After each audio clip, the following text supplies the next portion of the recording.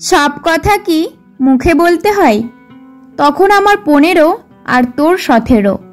তখন না ছিল আমার মোবাইল, না করতাম ফেসবুক হোয়াটসঅ্যাপ। বাড়ির ল্যান্ডলাইনেই হঠাৎ তোর ফোন। অচেনা অতিথি থেকে বন্ধু হয়ে ওঠা। ফোন করার মূল উদ্দেশ্য তোর বন্ধু শান্তনু আমায় ভালোবাসে।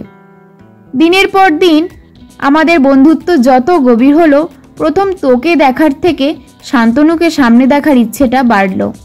তারপর একদিন তুই সামনে এলি, নিজের পরিচয় দিলি, সঙ্গে দুজন বন্ধু তোর। কত ছোট তখন আমরা। আমি তখন উতলা অচেনা শান্তনুকে দেখার জন্য। জানতে চাইলাম কে সেই শান্তনু।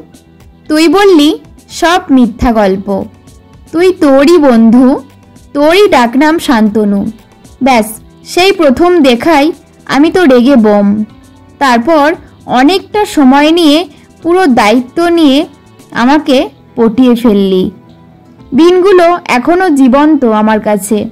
ভাবলেও হাসি পাই সেই প্রথম দেখার সন্ধ্যাটার কথা। এখন আমার 28, তোর 30। আজ তুই আমার শুধু বন্ধু না, আমার জীবন সাথী হয়ে আছিস। সারা জীবন এইভাবেই থাকিস।